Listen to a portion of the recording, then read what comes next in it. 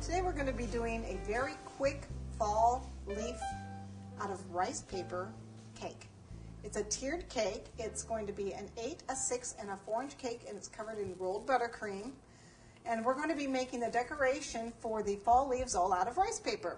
So some of the things we're going to need will be rice paper. I have some here, a couple sheets. Okay.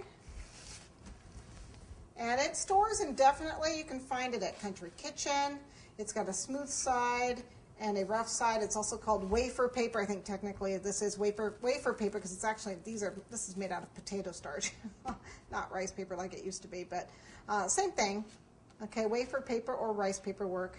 I have a couple cookie cutters here, although you don't have to use cookie cutters. You can actually just make a template. I actually have a maple leaf, or this is a grape leaf veiner that you can use for maple leaves or grape leaves.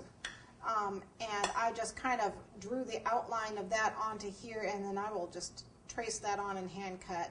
I also have a regular multi-purpose leaf veiner that I will use for this oak leaf.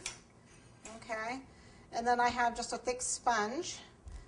I'm going to do the border on my cake with just a little fancy, this is an FMM set of 4. This is one of the lace cutters from there. I'm just going to use this for the border on my cake. I'm going to use some cocoa powder, and then I'm going to use the sprays. If you have an airbrush, that would be ideal.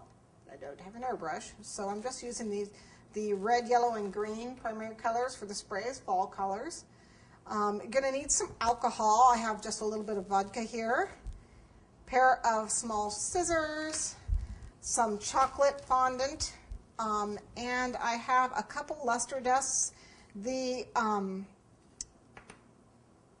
disco dusts are optional because we don't want people to eat it really. It's non-toxic, but you don't want people eating it. So if you want your cake entirely edible, you're not going to pull the leaves off it. You want people to eat the leaves, then don't use this. But I like the bling, and I would pull the leaves off.